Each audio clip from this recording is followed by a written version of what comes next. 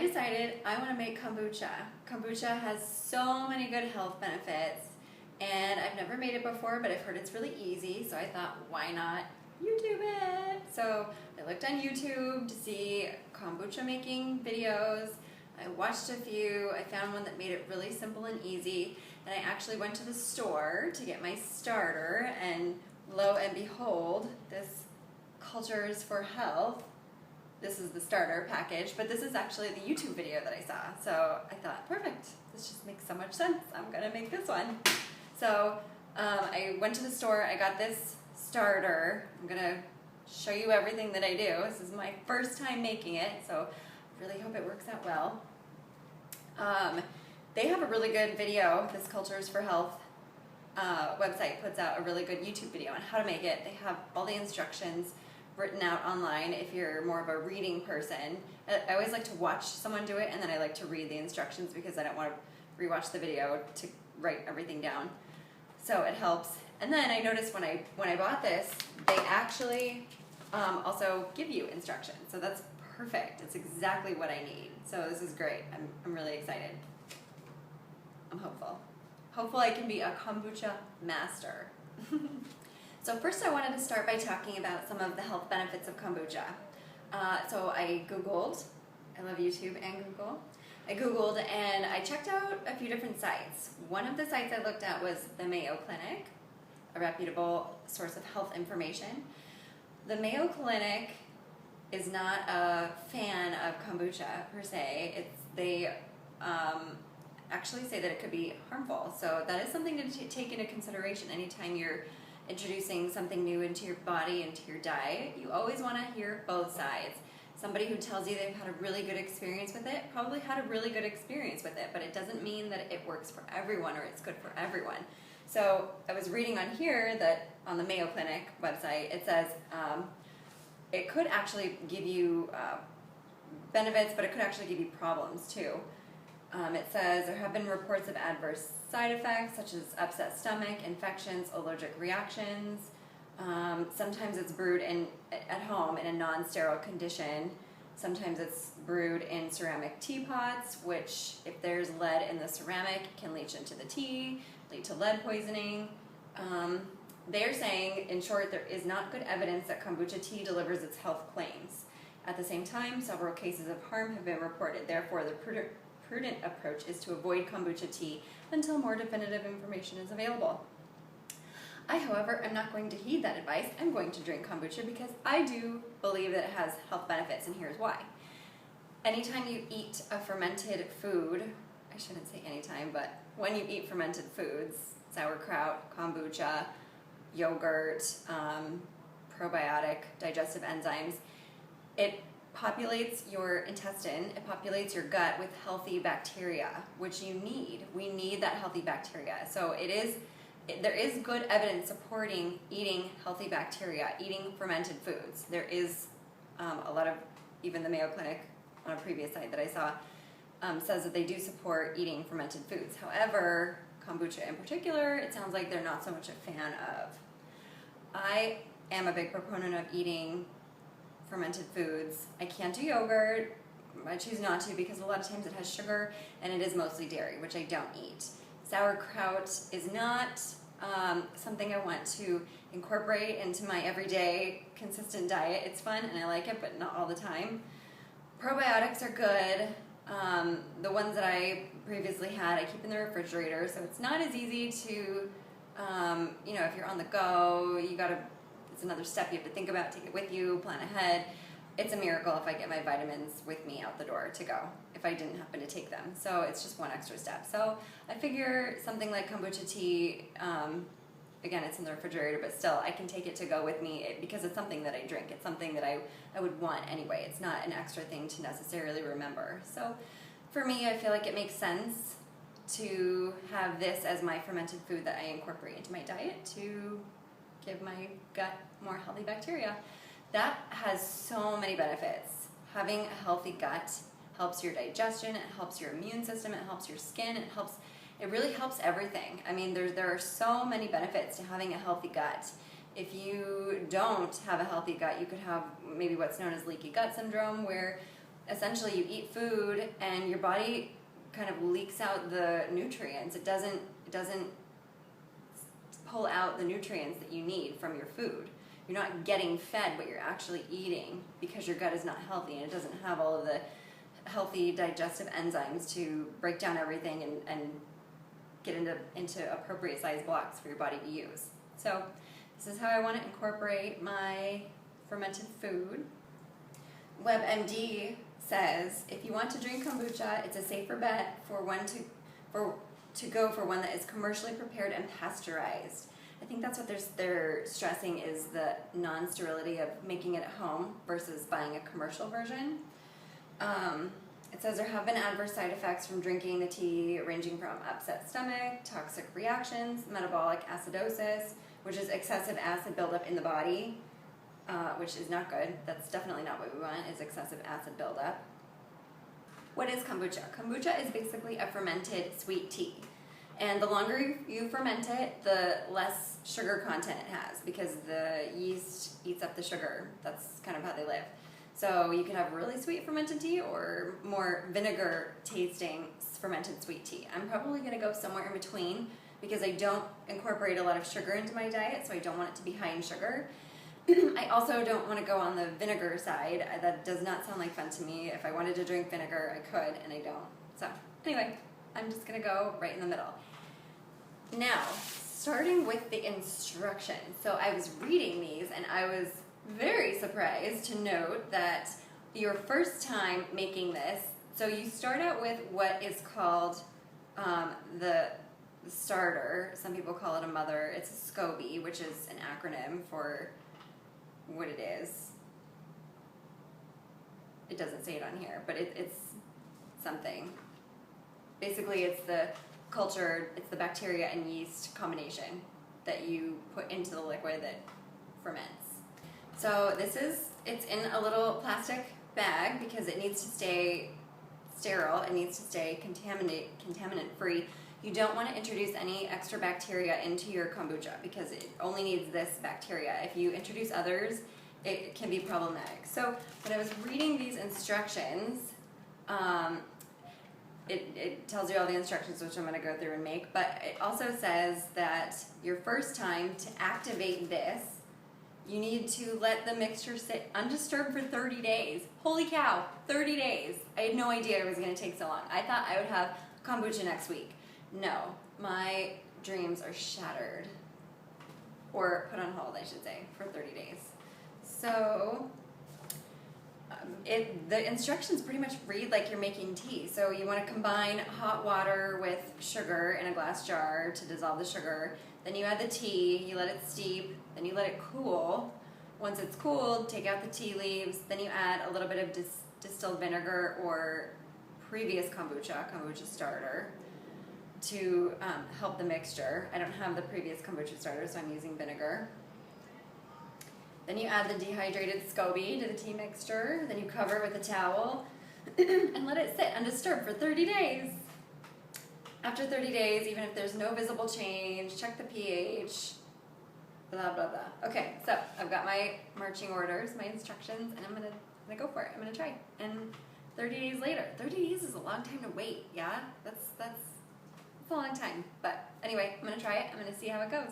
Because I really feel like you can learn to do anything on YouTube. And I love that about YouTube. I feel like I could, I don't know, learn to fly a plane.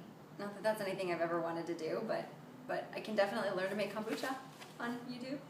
Look at that. Look at that, YouTube. Some kombucha making. Step one is I'm heating up water because you need hot water. Why do I not shut cabinet doors? Cabinet doors. Okay, so step one, I'm heating up the water because you have to have warm water. I have my tea ready. I have loose leaf tea because that's the tea I drink anyway. It's a green loose leaf tea. So this requires it says 1.5 teaspoon or 2 tea bags, but it's a little difficult to measure loose leaf tea. I don't even know what they mean by 1.5 teaspoons. Is it like a level teaspoon? Like, do you take a teaspoon measure and level it, or is it like a heaping teaspoon? I don't know. I don't really know what that means. So I'm just gonna go for it, and I'm gonna do Like that to me looks like it would be about a teaspoon and a half, right? Does that look like it to you? Maybe that's 2 teaspoons. I don't know, but that's what my kombucha is getting. So I am making, okay, well here. So on the back it says for the gallon size, you want to do 2 tablespoons of loose tea. So I feel like, or 8 tea bags. Is that 8 tea bags? This looks like tiny for 8 tea bags of tea. I wonder if I should add more. 8 tea bags. Maybe I'll add a little more. Couldn't hurt, right? I don't know, I've never done this before. We'll see. So I'm putting it in a coffee filter because I don't have a big tea bag of my loose leaf tea, and it's really important not to introduce metal into your kombucha mixture. That can definitely harm the bacteria, the SCOBY. I don't know if this early stage it would harm it because I do have that metal tea strainer, but I'm not going to do that. I'm just putting it in here. So I have the hot water, going to measure, got my tea, going to put that in next. Keep in mind, black tea you always want to boil when you steep it. Green tea you don't need boiling water, you just need hot water. This I actually allowed to boil, so it is going to get boiled water. And I need 2 to 3 cups of hot water and a 1/4 cup of sugar. Now this is the instructions to activate the SCOBY. This is not making kombucha technically, it's just activating the SCOBY. So here's 1 cup, 2 cups, let's see how many cups I put in here. Okay, so I have 3 cups. I'm gonna do 3 cups. And I got organic cane sugar. I don't keep sugar in my house. I actually had to buy sugar because I don't eat it anymore. So sad. I used to have like a baking arsenal. I could bake for a wedding or a family reunion at the drop of a hat. I had everything you needed. And then I stopped eating sugar and it was just, it went away. I don't have it anymore. It's really sad. So I need 1/4 cup of sugar. Okay, this is a half measure. I want the 1/4 measuring cup. So I'm going to measure a 1/4 cup of sugar. This looks so good. I just want to mix this with butter, you know, like in the beginning stages of when you make cookies. I want to mix this with butter until it gets light and fluffy and then just eat it. That's my favorite step of making cookies is the butter and sugar. Why do you even continue? Maybe because of the chocolate chips, because that really is like the next highlight of making cookies, but the butter and sugar is just, should be such a thing as a butter and sugar dessert. Why is there not? I never understood that. Okay, so I need to stir this in a glass jar, stir to dissolve. And with everything I've seen, with all the tutorials and the one that I saw from this YouTube video and a few others, they all say don't use a metal spoon. Again, I don't know if the early stages matter, if the metal affects the water, or if it's only when the SCOBY is in there if you're not supposed to use metal. It's not clear to me. So I am going to use a wooden spoon. I have a wooden spoon. And it looks like the sugar dissolves pretty quickly when you have hot water. So that's a good thing. That's a positive. I'm not really sure exactly how long it takes for the sugar to dissolve. So in the meantime, let's just check what else we need. We will add the tea and then let cool. So we don't do anything else right now. We just do hot water, sugar, then we add the tea, let it steep at least 10 minutes, and then let it cool. So pretty much this is what I'm going to do, and I'm going to let it sit for a little bit and cool. I can add the tea while the sugar is dissolving, right? Why not?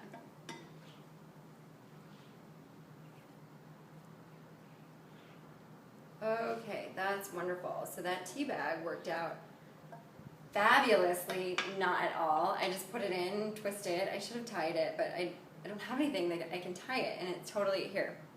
This is what the tea bag did. So it's totally on its side, and it's probably going to unravel. I'm really hoping it doesn't, because then I'm going to have to be straining out individual tea leaves, but oh well. Anyway, so that's sitting there. That's marinating. So the tea is steeping. It smells so good right now. I want to drink this so badly. I love green tea. It's jasmine green tea. Favorite. I don't think I should though, because it's like 7 o'clock at night and I'm gonna be wired, but it smells amazing. I can't wait for tomorrow morning. That's exactly what I'm gonna have, is jasmine tea. Set the timer for 10 minutes. It looks like it's going. What do I do? Hit start? Maybe? Yeah, okay, there we go. 10 minutes, and then I will come back to my tea mixture and take out my tea bag. Voila! Time to check my tea. There's a buzzer going off. I hear it. Okay, let's see. Let's take a look. What do we see? Oh, yeah. Okay, there we go. My tea bag totally just came undone, which I knew was going to happen. That's okay. I will carefully scoop out all the tea leaves and then I'll proceed to the next step. Okay, this step, I would say it did not go successfully. I don't really know how to get out those tea leaves from the tea mixture. I mean, they're kind of just, I don't even know if you can see, they're just like floating there. How am I supposed to get that out without the use of metal? I don't understand. So like, I have my wooden spoon, which is all I'm allowed to use. I don't know. Dump it into something, I don't know. So my kombucha is gonna have tea leaves in it. I wonder if this is gonna affect it. Here is one thing I thought of to try to strain out the tea leaves. I'm going to put my coffee filter over a mug. I don't even know how successful this is gonna be, but let's try.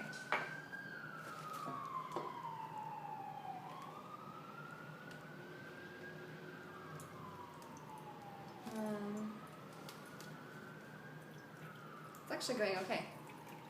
It's going pretty well. There's one side that's not holding up that well. There we go. Now we're cooking.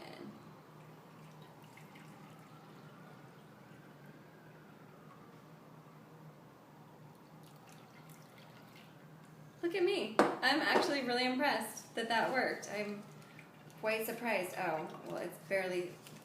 Okay. So this is going to take a little bit. I thought it was straining through, but it's kind of just sitting there and not straining through, which is really strange. Come on. You can do it.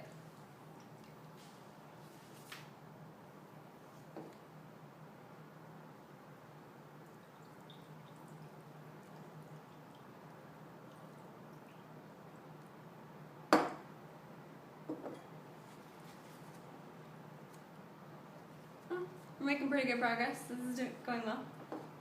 I will say, because I'm a genius. What can I say?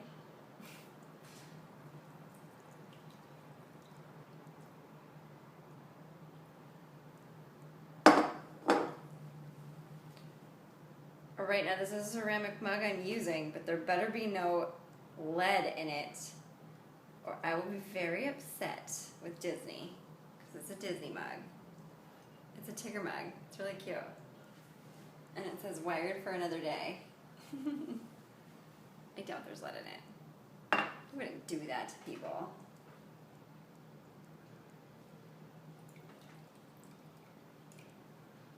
Okay.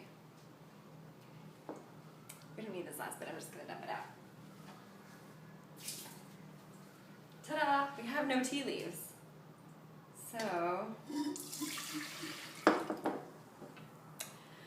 Alright, where were we? Next on the agenda. Cool tea to 68 degrees. I don't have a thermometer, so I'm going to guess it's not 68 to 85 degrees. I took out the tea bags. Wait a minute. This makes no sense. Step 2. Add 1.5 teaspoons of loose tea or tea bags. Steep 10 minutes. Okay, that makes sense. Cool tea. Okay, that makes sense. Then remove tea bags. But it took longer than 10 minutes to cool, so I hope I'm not messing it up. Because I steeped the tea for 10 minutes, but the tea is not cool, so the tea still needs to cool. So I don't know if I should have kept the tea bags in. I think it's probably fine because you typically only steep tea, green tea, for 3 minutes, so 10 should be plenty of time. So I think I'm still okay. I'm going to let it cool and then add the white vinegar, distilled white vinegar, 1/2 cup. And then I add the SCOBY mixture. Cool. All right, things are progressing quickly. So I just watched the rehydration video from that Cultures for Health site, and it was good. It answered a lot of my questions, like about this mixture. It does need to cool to room temperature or you can hurt the SCOBY. I definitely don't want to set it back. They also give you a lot of good tips for how to know, how to tell when it's ready. I would definitely watch that video. It's very good, very informative.